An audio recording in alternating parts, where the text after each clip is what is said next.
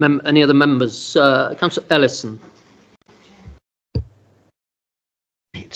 Okay, thank you very much.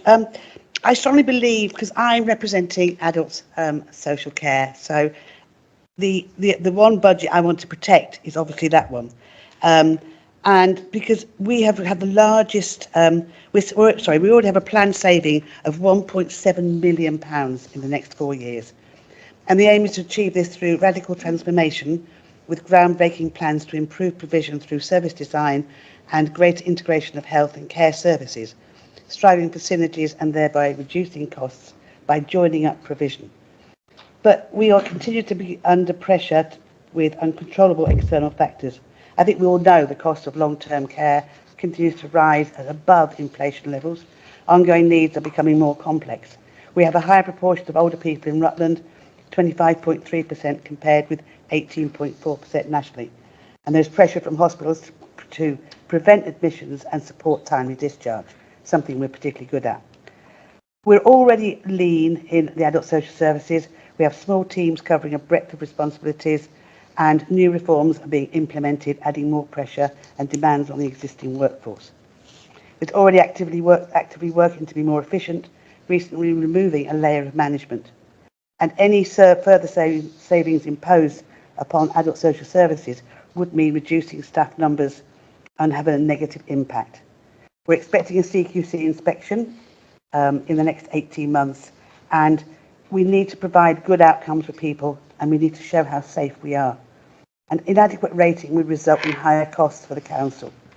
And research around practical and theoretical research around quality management says it's cheaper to prevent than it is to solve the problem after you've had the complaints, the service failures and the poor care.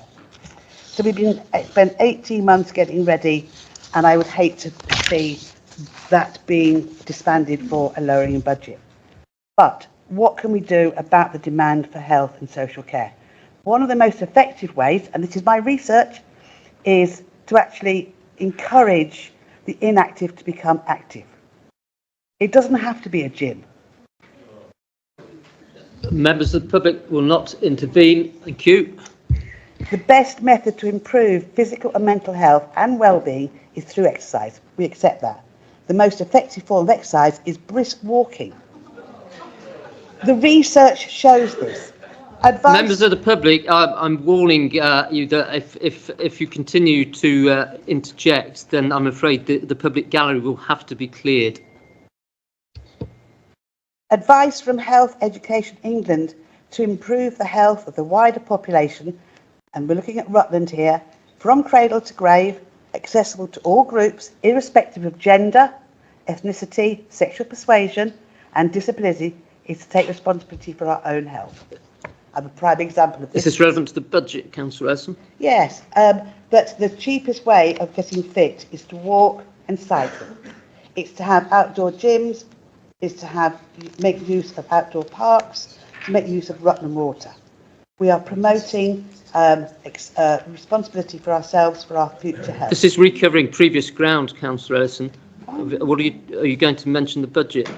So, I'm saying that we are already absorbing massive savings under adult social care, and we need to look at other ways of providing it, but not to reduce access to the countryside by allowing the impact of climate change and preventing and flooding means we can't have access to get healthy.